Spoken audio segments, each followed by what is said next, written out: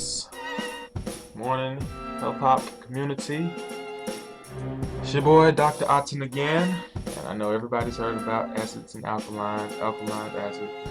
If you studied Dr. Sabier, familiar with Dr. Sabier's work, and you're probably very familiar with acids and alkalines and their effect on the body. Some of us might not really understand what all that means.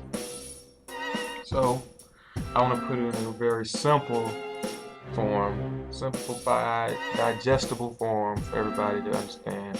We're not going to get into the whole alchemy of food, because that's really what it's all dealing with. When we're talking about acids and alkalines, we're basically just talking about your body's ability to transform something into a different substance, transform one substance into different chemical compounds. That's literally what we're speaking about. But the best way to think about it is the same way we think about batteries. What do we call a battery?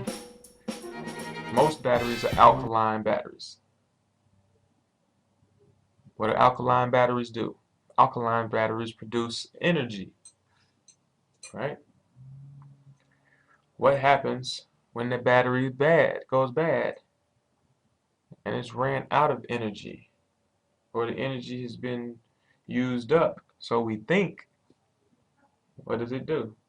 It becomes acidic. It can actually leak acid. That's what we say it comes out of it, acid. So when it's bad, it's acidic. When it's new and it's good and it's full of power, fully charged, it's alkaline. So all we're really speaking about is your body's energy level, your body's ability to maintain a charge and to produce the amount of energy needed to carry your regular human functions, just regular daily activities, and maintain a state of well-being, staying at ease, as opposed to being in a state of dis-ease, right? So, alkaline, oh, another thing, when we talk about alkaline acids, it's important to know, since we're talking about your body converting something into something else, it's important to realize that we're not, just because what you're eating might be acidic by itself, say like a lemon, your body's not going, that's not going to be acidic to the body. Your body is going to turn that into alkaline. And the same with a lot of alkaloid foods. You can ingest something that's alkaloid in nature, the food itself, but the body converts it into acid. So that's what we're talking about. And that's what's important to know. Okay? So, a few resource materials first. I'm going to read a few alkaline and acidic foods out of this book that I recommend. Dining in the Raw by Rita Romano. Yeah, the sisters did an excellent job putting this book together. One thing that I really like about this book, it has a food combining chart. Can y'all see that?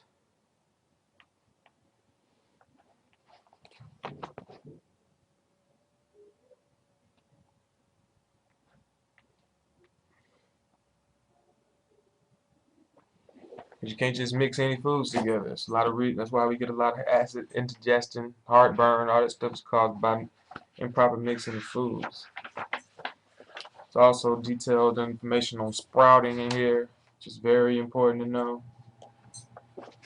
But that's another level. Some of us still getting started. If you're just transitioning into health, and you're just trying to get familiar with what's good for you and what's not, this is a good beginner's book too. It's good recipes in here. So let's look at some alkaline forming foods. And the objective here is to keep your body in a predominantly alkaline state. You don't have to try to focus on being 100% alkaline. Actually, most people, nutritionists and people will tell you that there should be some type of balance. There should be some acid and some alkaline. Now, we can argue whether we're talking about melanated people or people with less melanin, and who melanated people might need to be more alkaline than others.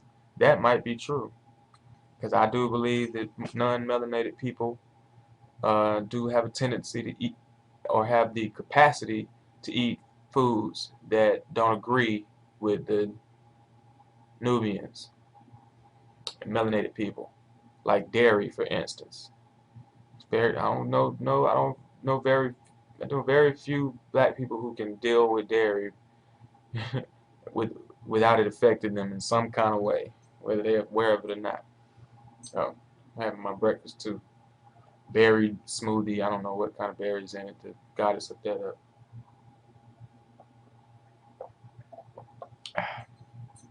Cheers to all those having a breakfast too. Okay. Now,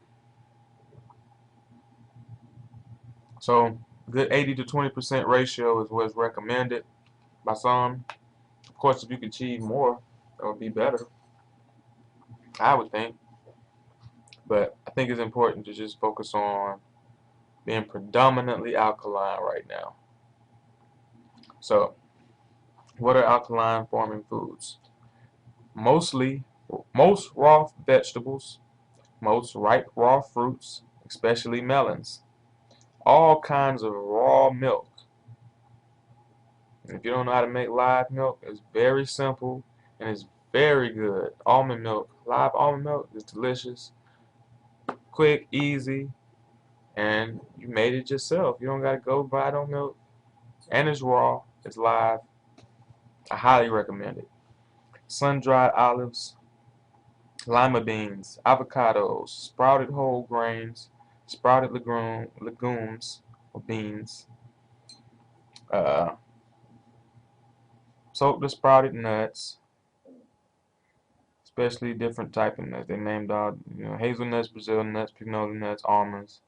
Soak the sprouted seeds and their byproducts, especially sunflower, sesame, pumpkin, bee pollen, royal jelly, honey, chestnuts, herbal teas. I know a lot of vegans don't like to use honey, but raw honey is alkaline. It's raw, and if you're looking for alkaline foods, you can use it. Chestnuts, herbal teas, wheatgrass, and other sprouted grasses, algae and sea vegetables, fresh coconuts, enzymes. And for if you feel vegan and really serious about what you're doing, that's pretty much should be your diet already. Like basic stuff. It's not really, you know what I'm saying? If you already eating right, you don't even have to be concerned about it. What I'm eating alkaline acid, you don't have to think about that. Just do what's natural and you'll be on point. As soon as you get into the process section, see, let's get to the acid form. These are mostly processed foods. Meat, all meats, all fish, poultry and eggs, commercial nut and seed butters, pasteurized and processed milk, all commercial dairy cheeses, ice cream, all grains except millets. Very important to know. Millet is a great grain. Bread, cereal, crackers, flour, pasta, noodles, most legumes, especially lentils and peanuts. We talked about peanuts in another video. Commercial olives, many preservatives and additives, white sugar, dried coconut, ungerminated nuts and seeds, carob, candy and chocolate. I know a lot of vegans swear by carob, but it's acid. Commercial soda, commercial soda and alcoholic beverages, megavitamin consumption, coffee and commercial tea, rancid food, drugs and tobacco, undigested food, blueberries, cranberries, plums and prunes, unripe fruits, sugar, processed fruits, Brussels sprouts, rhubarb, and asparagus.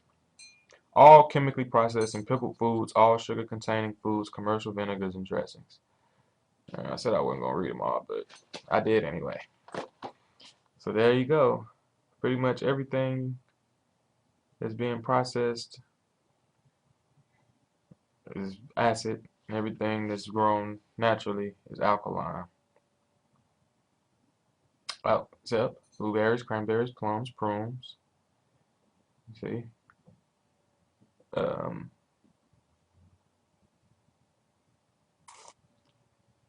Something else I was looking at. Things like carob and stuff like that are some exceptions. There you have it, though. That's a list. So, point is, you don't have to stay away necessarily from some of these things on that list. You have to know how to combine them with the things on this alkaline list. And that's the important part. To establish the ratio, maintain a balance, and keep yourself right. A couple other resource materials before we go. Just gotta have this. This is a good staple. Yeah.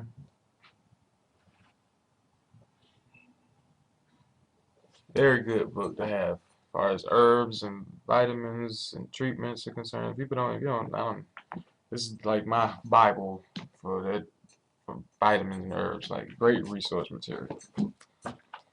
Another good book if you want to get a little more advanced, a little more heavy into your diet, you're ready to get a little serious, Raw and Living Foods. The first divine act and requirement of a holistic living way of life. For High Priest Kwatamani. Great book. Great, excellent resource material. Very informative. Highly recommend it when you're ready to step your game up. Also, Queen of Foods, Heal Thyself. Excellent startup book. Most of y'all probably already familiar with that. Highly recommended though. Especially for beginners. You're just getting into the vegan lifestyle. Got some tofu recipes, everything in. Dr. Joel Pookram's book, Vitamins from A to Z or something like that. I can't remember the title. I hadn't seen that one. I hadn't seen it in years. That was one of the first ones that I ever was exposed to, though. It got me on it. Big up to Joel Pookram putting in work in the community. And that's it for that. We'll be back with more information later. Peace. Greetings, cyberspace. What's going on, health hoppers? I want to get back into some acid and alkaline talk. It's kind of like a part two. I'm only going to briefly touch on that some more because some people said I left some information out, expressed some concerns on that. So, but before that, the Empress said I needed to do another reintroduce myself. So I probably should do that, just to let everybody know where I'm coming from and what this is all about officially. Official meeting, you know, each other, get to know each other, all that type of good shit. But yeah, for all intents and purposes, right now, I'm Dr. Aten Hotep, not a medical doctor, not no holistic practitioner. I'm a DD, got a Doctorate of Divinity, ordained minister. So you can call me Reverend Dr. Aten, Reverend Aten, just Aten. You know what I'm saying? When we dealing with the health hop, that's who we dealing with. That's what it's about right now. Just giving everybody the information that I've learned as a self-educated naturalist, nutritionist, herbalist. You know, I'm not here to give no profound science on any of these things. Like, your job is to do your own research. And all I'm trying to do really is give some basic information. That's what I set this up for. Health Hop. It's for the health. This is holistic healthcare for the hip hop community. So the majority of the hip hop community is they're not eating like Dr. Savy eat or Dr. Laila Africa. They ain't got to the point of Joel Pookram. They're not on that level. And I know it's a lot of people out there who are on that level who might be listening. And y'all might want me to step it up with some more information, but it's not necessarily what this was about. I will be getting into all that. Like I said, I've been walking this path for, short amount of time. I gave up the poisonous animals in '99 and began this journey and picked up some valuable information on the way. And some of it is, common knowledge. Some of it is not so common. So for all those who, might be wanting me to, who are already familiar with all the stuff I'm saying, then it wasn't for you what I'm saying right then. Later on we get into the higher degrees and we'll discuss different levels of the game. But for those who might be transitioning and getting into this, people who are into hip hop and listening to the music and they might be living fast and don't have the time, don't think they had the time to properly prepare certain meals and do that. That's a big concern for us. We got to address all them issues. See, all this stuff begins here. And that's the first thing. But anyway, I hope I introduced myself. That was about as good as it gets. Ain't much else to say. I'm just here to give my own experiences, and which is what I really should have did on the last acid and alkaline video. Let's get back to that, because some people expressed concern that I left out some things and didn't say certain things, and really my intention was not to just be reading off a list out of a book telling you things. What I really should have just done was just tell you about what I do, the things I eat, and what's been working for me and have worked for other people. Because along my journey, I have had the opportunity to share this information with other people and help them heal themselves. I've, healed lung cancer and breast cancer and allergies and eczema and anxiety attacks. So I got a good history. I even healed myself of very serious illness, So I don't even know what it was. I didn't go to the doctor and see what it was. I looked up my symptoms and I treated myself accordingly. And here I am, many years later to tell about it. So that was my first experiment. And after that, after I saw that it worked for me, I was able to get the same information to other people and seeing it worked. So that's what I'm really trying to do, just to be a guide, like I've been able to do for my friends and family. If they need questions about stuff, training them, what they can eat, what they can try, what's good, what's not, and I usually can help them. And that's what it's really all about. So, acids and alkalines. I will talk about limes though, because the brother did mention limes as opposed to lemons, because I mentioned lemons. And he mentioned it, Dr. Sebi. Let me speak about Dr. Sebi too for a minute. One of the reasons I even got into this, I'm not trying to be Dr. Sebi, because Dr. Sebi is still Dr. Sebi, he's doing what he do. But when I first had the opportunity of seeing Dr. Sebi speak, I remember thinking to myself, I would love to carry on that work. Like, I want to carry on his work. Because he was like 74 when I seen him, I think. If I ain't mistaken. I don't know how Dr. Sebi is right now. But he came to Atlanta about 5 or 6 years ago, and I had the privilege of seeing him speak. And I was very inspired by that. And I said I would like to continue that, But right now, I'm not trying to give Dr. Sebi type information. I'm not trying to get as strict as that. I don't even want to give. I'm not trying to tell nobody how to eat or how to live. Like, I'm not trying to tell nobody to be a vegan or a vegetarian. I'm not saying, I don't agree that that's the best diet for everybody. I think you have to know yourself. And I think that's more important. So I know what's worked for me and what's been working for me. And it might not necessarily work for everybody. But you can try it. You know what I'm saying? That's what I've done. I've tried certain things.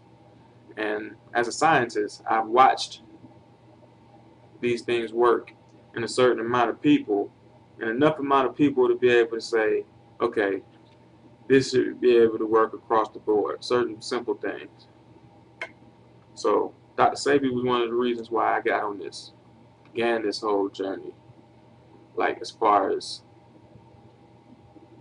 trying to reach more people. Like on, I was already a vegetarian. That's the only reason I knew who Dr. Sebi was or was interested. I found a flyer in a vegetarian restaurant that I was going to all the time. So he didn't get me on the diet, but he got me inspired to want to stand up there and spread this message of health and wellness. Like Queen Afua and her son, Supernova Slum, did the same thing for me when I got to see them both speak around the same time. So that was a big time for me, around the time my son was being born. Anyway, what we're going to talk about, the lemons and the limes. That's what we're talking about. Limes. Dr. Sebi say limes are better than lemons. Dr. Kwatamani also agrees with that. He don't use limes in the book that I showed you. So, I don't know the science of that. When I did my research on it, I looked it up. They will tell you lemons to have more nutritional value. It depends on who you ask. I don't know. I haven't found a lime with a seed yet. So that bothers me on just a level like as far as where's the seed? Like I haven't seen it. I don't know if it's because I'm buying the organic ones. I don't know what the difference could be. So anybody got insight on that? Just because Dr. Sebi say something, like I would need to know the science behind that. Like I'm drawn off it being green. I'm sure the green has something to do with it. Like I know the color, the hue, what we gonna call it, carbon, melanin. Like I know all the darker fruits usually, the more colorful or vibrant, the better it is, more nutritional it should be. But I don't know. I know that lemons are widely used by most vegans and vegetarians, so I use that, and they're more readily available, especially organically. It's harder for me to find organic limes than it is organic lemons. That's just personally where I'm at. So feel free to expand on that. Anybody got some more science on that? As far as the grains go, brother also expressed that I left out some grains that were alkaline. And I did, because I didn't plan to name all the foods that you can eat. Like I said, it's not what I was trying to do. But when I was reading the list, he was just naming all the stuff I eat, which reminded me that that's what I should have just done, was tell y'all what I recommend and what I eat and what I find to be best for most people, most melanated people. So some of those things were spelt, outermath, which mixed with millet makes a great breakfast cereal. Quinoa is a staple, and I keep quinoa and couscous. Uh, Quinoa, sprouted quinoa, ripe banana, honey or raw agave, and dried fruit of your choice mixed together. Delicious breakfast, raw breakfast. That's one of my favorite recipes. Like, just throw that out there. And what other grains is black rice? Excellent, man. I don't know.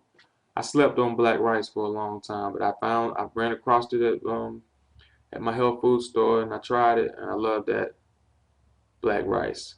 Melanated rice, carbonated rice. That's the shit. Uh, Wild rice as opposed to brown rice. If you're eating white rice, you tripping. Leave that shit out. Wild rice, black rice. Dark shit. Stay away from everything white. That's a pretty simple rule right there. The darker it is, usually the better it is for you. So, I hope I didn't leave nothing out. It was other grains, like I said, but those are the ones I use.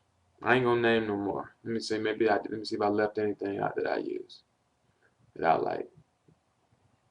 I think that's about it as far as those go. But do your own research on your list. The point was to balance your body, alkaline and acid. Find out what forms acid. Find out what forms alkaline. Find out what works best for you, and you use that. Plain and simple. Peace.